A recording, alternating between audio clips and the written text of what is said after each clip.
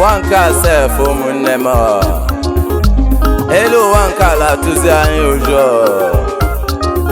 mmadụ na-atụzi ibi ụjọ n'elu ụwa. Nna amazighị nwa, nwa amazighị nna ya, amazighị onye alaeze n'elu ụwa. Ọ bụ nwanne ka ọ bụ nne ka ọ bụ nna, onye ka alaezezi n'ụwa? Chineke nna biko zọbana anyị biko ndị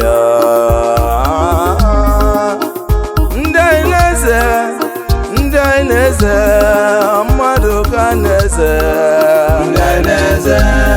amam ndị na-eze, amam ndị na-eze. Ọ bụ nwanne m, ọ bụ nwanna m, ndị ka m na-eze. Nwanne m n'elu ụwa nke ka ị na-emekarịsịa oke nke ime ọ bụ nsị ka ị ma kpakarị, ọ bụ egbe ka ọ bụ mma ka ọ bụ arụrụ ala. Ị na-eme ka anyị zebezi ego, ị na-eme ka ụmụnne gị sọbaza ga asọba. Ndị anyị na-eze ọkwa mmadụ ka na-eze, ọkwa mmadụ na-egbu n'ibe ya, ọkwa mmadụ na-akpazi ibe ya nsị, ọkwa nwanne kpọrọ nwanne ya jere nwanne ya debe na dibịa wee chọba ihe ọ ga-eme nwanne ya ka ọ daa. Mgbe kwesịrị ịpụta n'egwu ma ọkwa ndị mmadụ tiri aka si na m agaghị apụta ife. Ele m anya n'iru m ka m fụzie ndị nne m na-eze, ele m anya n'azụ m n'ụwa, lee anya n'aka ndị m n'aka ekpe ka m mara ndị na-eze.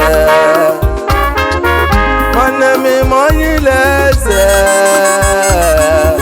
nwanne m ime onye na-eze.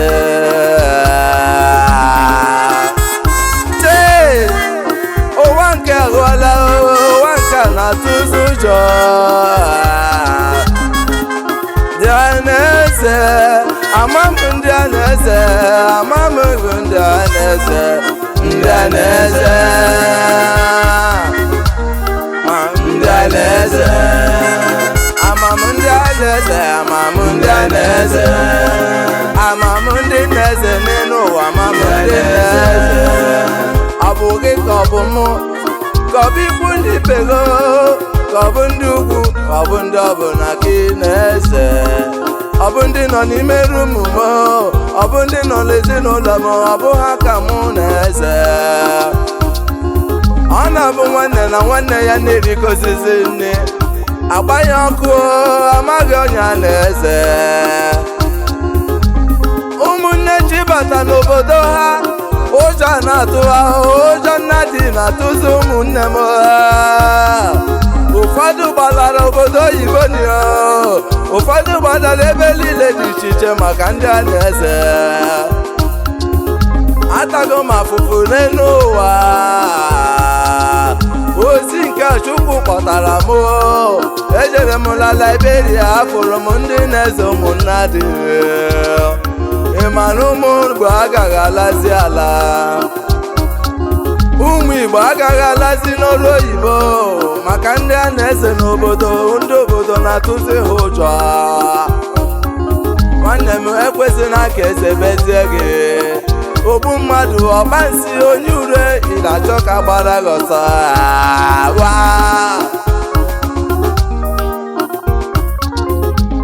amam ndị nna eze amam ndị nna eze n'ụwa amaghị m ndị nna eze ọ bụ ụmụnna m ka mụ na eze n'elu ụwa m ọ bụ ndị ọyị m ka ọ bụ ndị ikwu na ibe n'olu na igbo ana m asọzi ndị mmadụ ha bịala m nso ifugoni ndị mmadụ nye gị mmiri ọ bụrụ nsi n'ụgọ onye njedebe ya ka ndị enyi onye m nsi n'ụgọ n'iyo nwanne m gbachara anya mara ka isi eje n'ele irikọ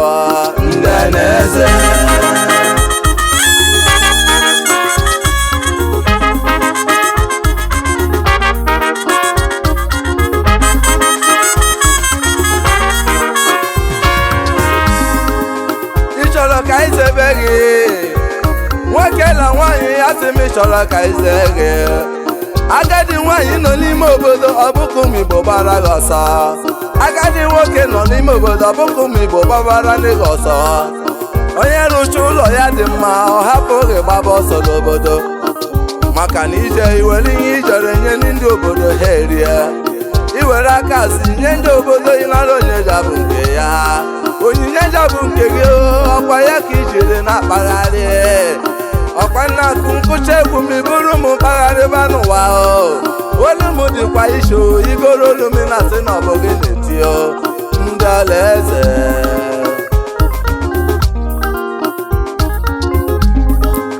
ana m agara onwe m adịghị m achọ okwu mmadụ esekwala n'ime Sọchukwu biri eluigwe n'ụwa ka m chọrọ ịsọ asọ Sọchukwu kele m bụ onye m nwa ji atụ ụjọ ya ntụba ụjọ gị kedu ka m ji esite ụjọ Chukwu ma Chukwu nyere m iwu si m atụla mmadụ mụọ ụjọ sọsọ ya bụ Chukwu n'elu ụwa bụ ya ka m ji atụkwa ụjọ mana ịbata n'obodo ị na-achọzi ka ndị obodo gị tụba gị ụjọ mana ịbata n'obodo ijiri ego chọọ ka onye ọbụla sọba gị asọ ịba nsị nye ndị mmadụ nyụrụ etiri ndị mmadụ stroku ndị a na-eze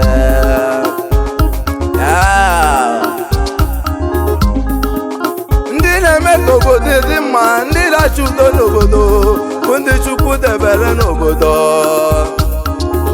ezigbo nwafọ ji akpata ọfọ aka nwa ji emetụ ọfọ aka ọ na-achịkọta obodo ya onye amụrụ n'obodo ọ na-achịkọta obodo ya onye jezuru ezu n'obodo ifo ya ọla emesasị n'obodo ndị obodo mepekwa n'anya mepe n'anya ka ụnụ mara ifeleme ejiri ọnụ na-asacha n'isi asị na ọ bụ ha na-eme udo ọ bụ ha ka na-eze Mụnwabike Chukwu dị na kasị ụkpọ wee bịa anya m afụghị ihe n'ụwa adịghị m ekwu nke nnụrụ anụ nke jiri anya m fụle n'ụwa bụ nke mụnwa na-ekwu ọ bụ na mụnwa bụ osisi ndị nna ji agaghị agbapụ n'ime ọha jeli n'ime obodo ifu ihe ji si na-agbụ ndị mmadụ jeli n'ime obodo ụmụnna dị na-arụzi arụrụ ala ndị obodo ụmụ Igbo pụta na ijebeni n'ala Igbo ndị lakpa nsị ndị na-achụfụsị ndị mmadụ n'obodo ka ahụ echere m ọrụ oyibo fụ na ụmụ Igbo ka ha na-agbatịsị Igbo ọ bụ ndị a na-eze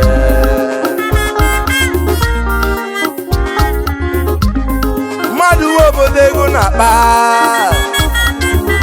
nwanne m ya akpacha ike karịa Chukwu ọgwụgị asị m ọgwụgị ọka ọgwụ Chukwu n'elu ụwa arụrụ ala gị ebe ka ịbụ arụrụ ala egani nsị na aja gị ebe ka ịbụ nsị na ala ijeni ndị alaeze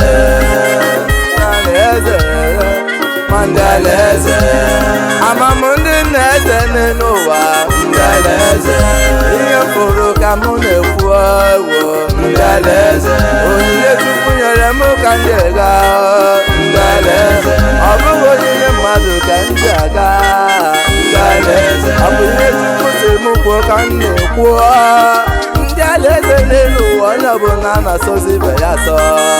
Nwanne m lele m, ana m eso n'ụzọ Chukwu.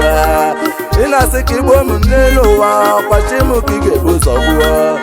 Ibusi ụzọ gbochi m, iwebute m ndị a na-eze. N'elu ụwa gịnị ka na-eze, ọkwa gị nwa ka na-eze.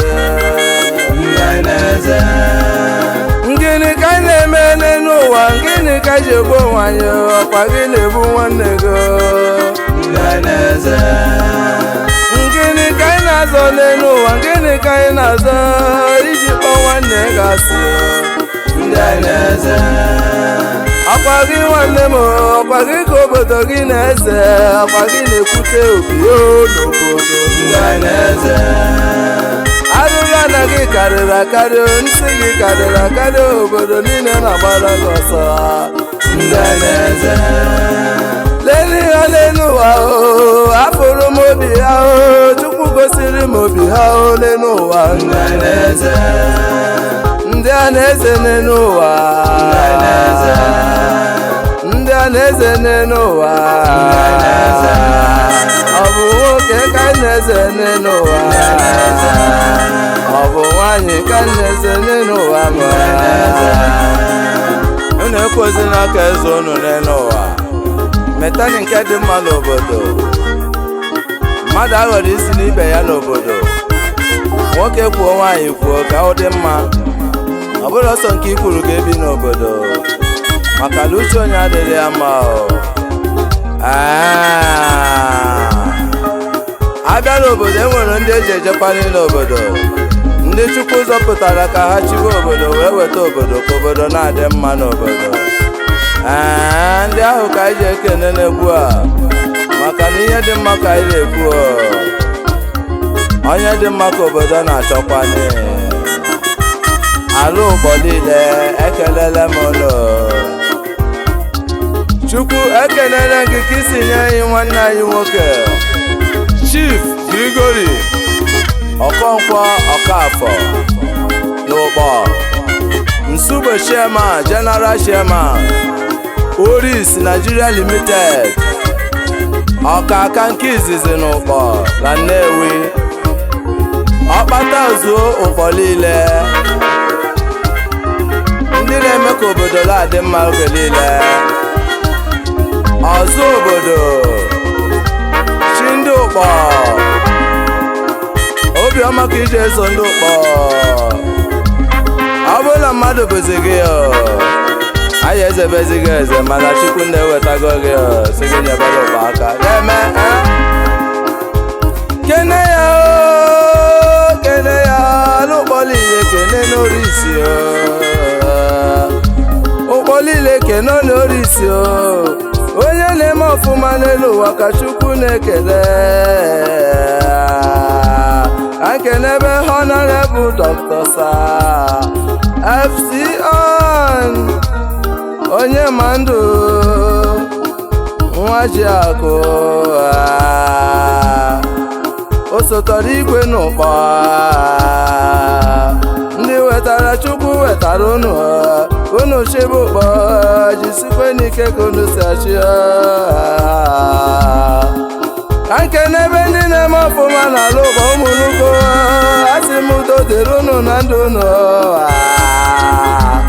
Chief Emma Chibụzọ Nwachukwu,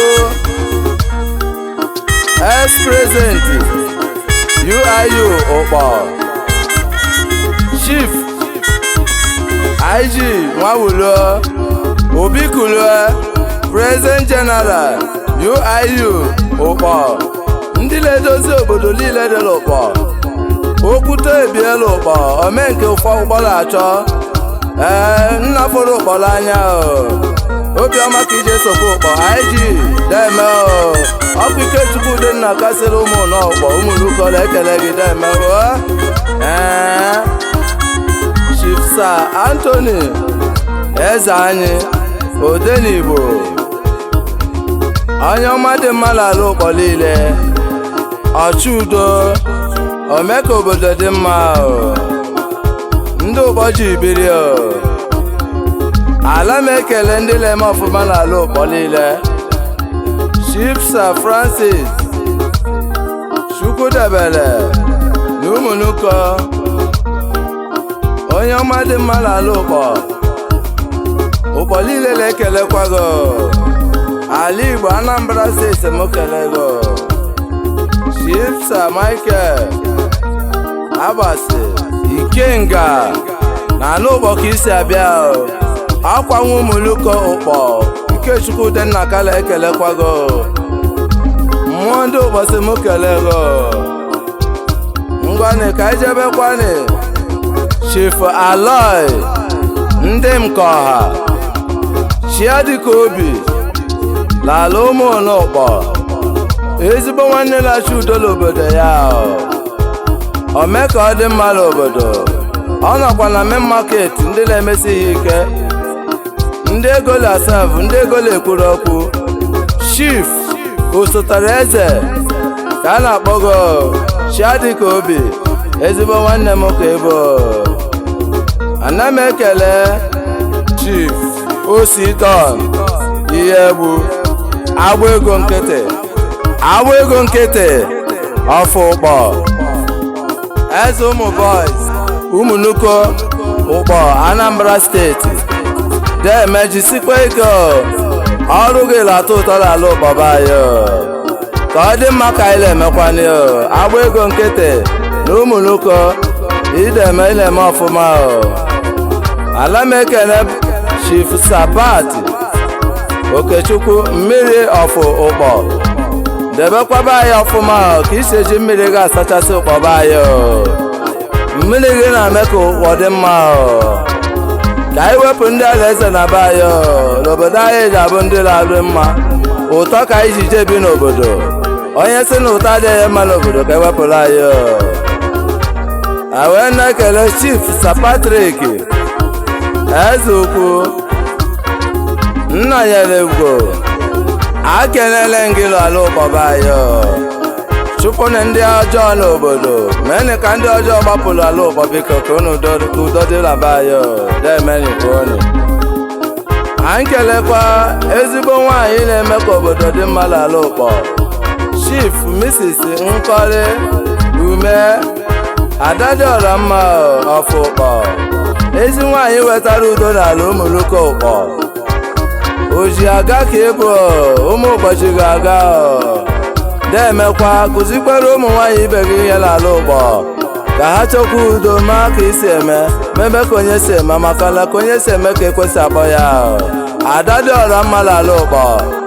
Deme one ana m ekene unu, ana m ekene unu niile, ana m ekene unu niile n'ụkpọ. Ana m ekene Ositarụ Chukwu dozie inine nke mbụ n'ala ụkpọ, inine nke izizi, inine nke ama ama n'ala ụkpọ. Okwu ka nna ya ome ka obodo dị mma. Ọbata obi ekwute n'iyawo Osita nwanne m, inine nke izizi n'ala ụkpọ. Ka nkenebe nwanne m, anyị ego n'ihara. Anyị ego nke izizi n'okohi ihara. Anyị ego n'ụmụ lele kechem n'ihara. Ụmụ Melike n'okohi ihara ka isi bịa. A na-anụ olugo, a na-anụ mkpakpe na akpa n'ihara. Ị na-azụ ndị mgbenye, ị na-azụ nwaanyị je nwe odi. Ndị je nwe abịakwute gị nye ya ha eribe n'ụwa. Anyị na-anụ akụkọ gị esokwa ma nrite n'urube gị. Anyị ego nke izizi n'ihara. Okwute obi ọkwa gị na-eme ka okohịa dị mma. Ọ bụ nwa afọ mụrụ n'ihara n'okohịa ụmụ elekechem. Mbe ndị ukwu na ụmụ elekechem ka mụ nwa si bịa. Anyị ego n'ihara. Kenere m anyị ego n'okohịa. Kenere m anyị ego n'elu ụwa, anyị ego n'ụmụ Melike. Kelere m anyị ego n'elu ụwa, anyị ego n'ụmụ elekechem.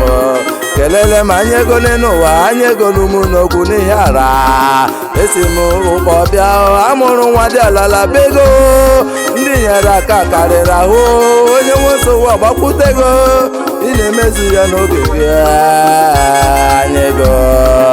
anyị ego nwanne m otu nkwọ ka nna akpọ otu ka nna akpọ ọkwa otu nkwọ ka nna eje otu nkwọ bụ ala ndị Igbo ala ejima ndị Igbo otu nkwọ jenjeroko n'otu onyere ọha aka onyere ndị Igbo aka Uchenna Ojimote Maọgọ Goodness and Mercy kejere mana gị ụgbọ na-ejeje nabata ụgbọ awara eze ya Udegbe nwanne m Uchenna Udegbe ofu onye dị anụ n'egbe osimiri atụ nnu aka kpara okpoyo ndị Igbo na-ekele gị a na-ekele Chikere Mkpa n'ụlọ agụ na Anambra State Vigilante Service odozi obodo ome ka ọ dị mma n'obodo ụmụ Anambra niile si gị mebe ka ise m a na-ekele gị ngị na the landing manufacture aka na-eme landing n'ala Igbo ana m ekele gị n'ala Igbo odogwu na anamsi m kele gị Chikere Mkpa nke izizi n'Ụmụagụ na Anambra State Vigilante Service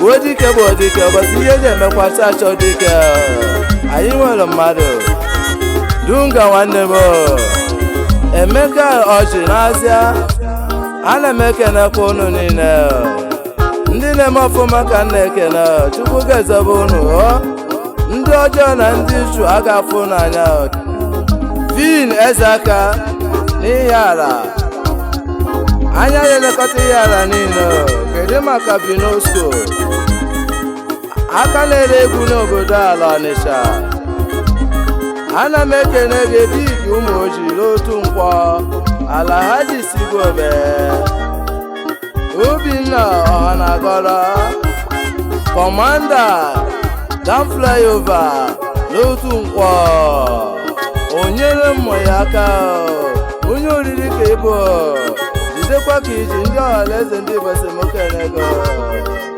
Igbo niile na-ekenekwa gị oke ọba aka na-eme ihe nrọpiweka onye na-enye ndị obodo ọrụ ịchọ ọrụ jekwa oke ọba jonjoroko bụ onye isi ya ga-enwe maka ọfọtik ezigbo mmadụ n'ala Igbo ekenekwara ngo ndị Igbo si na haja bụ ofu ana m ekene unu Kọmanda Dan Flyover Alhaji Sigwobe jidekwa ka ije onye oriri ka eji mara gị ị ga-adị ndụ gị kasịa ụmụ ga-afụ gị iji eri ihe ụmụ ga-agazere gị demeo Sir Honorable Sir Chief Bat Ọkafọ akụ na-ebu nke izizi n'ụmụ n'ụkpọ osotara igwe n'ala ụkpọ ewee m na-ekele Victor Nzube Ọhaekesi ikuku ọma nke izizi na n'ụkpọ Anambra Steeti ndị na-edozi obodo ka anyị na-ekwu asị m ndị ọma n'ala Igbo Chukwu ga-ebuli unu elu a ga na-enyekwu unu ego ka ego maka onye na-eri eri ka a ga na-enyekwu na-emere ụzọ ị na-arụrụ ụmụ ụlọ na-emere obodo ị na-edoziri anyị ekenekwa gị Victor ikuku ọma